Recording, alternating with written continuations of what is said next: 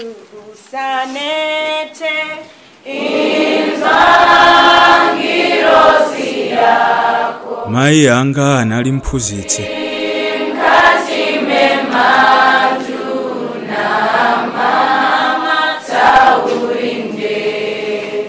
Ndinaleredwa ndi mphunzitsi. Kubadwa kukula mpaka kumaliza sukulu sitinakhale ndi nthawi zachimwemwe zochuluka, koma Mulungu anali yathu mbali. Mayi anga anali mphunzitsi. Tsiku ntsiku ankakhala pansi kulemba masikimu ndi malesoni plani. Chuma chawo chachikulu chinali njinga, kupalasa mitunda yayitali tsiku ntsiku, ntchito yomwe ngati dziko linasankha kuyiyang'anira pansi. Koma sanaleme mayi chaka nchaka kutumiza ana kumasekondari odziwika, akakhale mabwana omwe adzapitirize kunyoza aphunzitsi, kuwatukwana ngati palibe chomwe amadziwa, kuwapondereza kuwatukwana nkuyankhula zachabe. Mayi anga anali mphunzitsi. Akawerengera ngongole zawo pena ankalira mayi. Ana asanu ndi mmodzi adyanji malipiro osakwanira, ntchito yopanda ma workshop zaka mpaka makumi awiri osakwezedwa olo.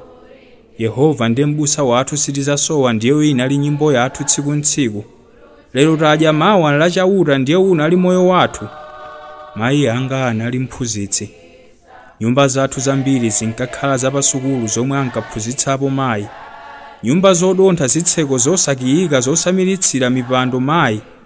Mipando yokhala nayo ankakhala katapira mayi. Koma tsiku ntsiku tinkawaona ndi zochonga zambiri akuchonga mayi. Ndithu pokonza tsogolo la chigulu sankanyinyirika mayi. Chikakhale m'maofesi aulemerero chigulu, kuti mapeto ake chidzawatukwane bwino mayi.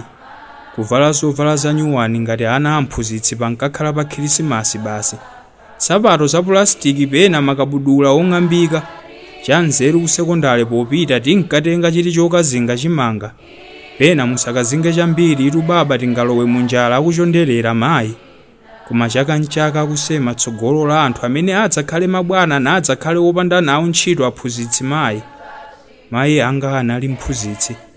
Nde mayi ndi malipiro awo ochepawo ankakwanitsa kutigoneka pa nkeka basi. Blanketi loperepeseka kumafunda ana awiriawiri. Olo ndalama ya pilo sankakwanitsa. Mbale za pulastiki zina zootchedwa ndi moto wa nkhuni. Madzi kotunga kumkango khala kunjigo magetsi sitinawadziwe. Palibe chuma ndingakusiyireni ankati yankhula misonzi ili m'maso. Chuma ndingakupatseni ndi maphunziro omwewa. Pamene ndiuphunzitsa ena nanu phunzirani. Mudzakhale pabwino ni mudzadyerere.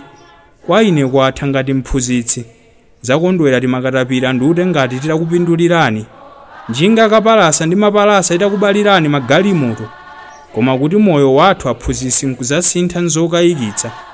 Phaso yanga ana anga ndi maphunzirowa. Ndikusayiwala Mulungu ndinso kuzichepetsa. Lero mayi anapuma. Mphamvu zinapita njinga sangapalase. Peshoni yawo kuyiona muthakulira. Moyo wa iwo ndaphunzitsa anzawo omvetsa chisoni. Mukalamba wawo alibe medical scheme. Zinthu zinadula peshoni sikwana. Thaka inaguga kumafetereza pawokha sangakwanitse. Chipumireni mayi zambiri zasintha. Maboma abwera nkupita. Koma nyozo kwa aphunzitsi sunathe. Ulemu kwa maphunziro sitinayambebe kupereka. Otonzedwa, otukwanidwa, oyang'aniridwa pansi ndi mphunzitsi.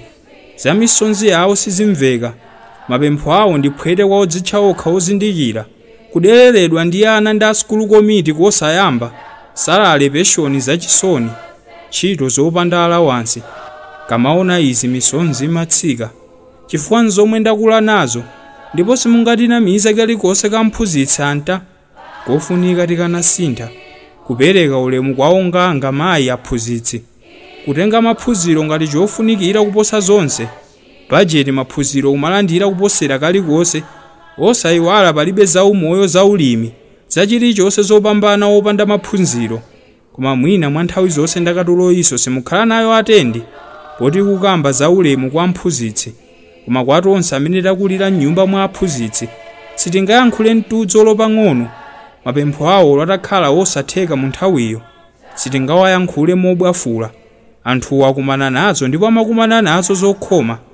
osayiwala sindikungoyankhula mayi yanga anali mphunzitsi.